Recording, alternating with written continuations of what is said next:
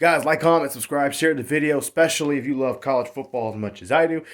Now, moving on to my next bowl game. That is not a playoff game. It feels weird not to talk about New Year's Six bowl games anymore because now they're all playoff games.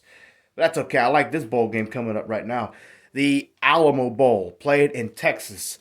BYU versus Colorado. It's funny, bowl games are usually played by two teams from different conferences. But of course, because of the conference realignment going on that just went on this past year and the year before that, they're both Big 12 teams. I guess you can count this as a conference game. I don't know. I'm going to just because I can. This is a conference game. And if I'm wrong, I'm not an analyst, so I don't care. Colorado takes on BYU. Colorado has been very good this year. And I called it. Speaking of Colorado, did y'all know I made a bet with Uncle Lou this past year and won? Yes. He said they would not win. They would not have a winning season. I think he said they would go 5-7. That's understandable because Colorado did struggle with Deion Sanders in his first year. But I pointed out how they went out and got a bunch of offensive linemen. They went out and got a bunch more players. They had a few coaching staff changes. And I felt like, you know what, at best, Colorado could win at least 7, 8 games. And they went on to win 9 of those games. So I did end up winning a bet with Uncle Lou. So shout out to Uncle Lou. But on to the bet. Not the bet. On to the game. Colorado, of course, has Travis Hunter. They have Shedeur Sanders. But they've had a really good defense this past year. The defense has been getting a lot of sacks this year. They forced a bunch of takeaways. The offense has been very productive. They've been a really good football team, and they're well coached. And like I said, Deion Sanders knows what he's doing. Now, as far as whether or not Deion Sanders is actually committed to staying in Colorado once his top players leave, his sons and Travis Hunter leave, then we'll see. Personally, I think he's going to stay just because he wants to. This is a new challenge in his life, and I think he's going to do very well. If he's not and he leaves, I'm wrong. I'm just wrong.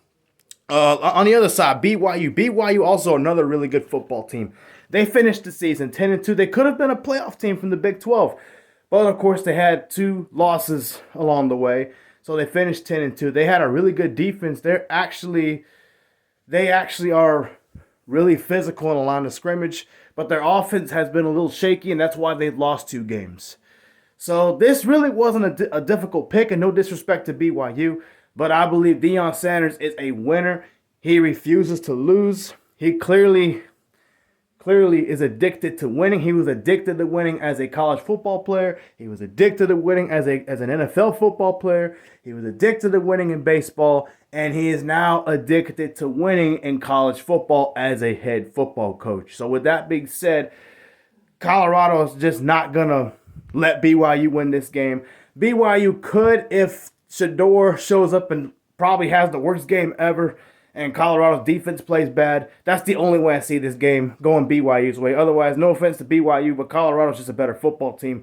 Deion Sanders is going to have his team ready, and he's been making a lot of history. First bowl game for Colorado in years. First winning season for Colorado in years. And now he has a chance to get a 10-win season with Colorado for the first time in a long time. Not program history, but you know what I mean. It feels like, Colorado has never been talked about before Deion Sanders. So with that being said, I have Colorado winning, and they win this game big over BYU.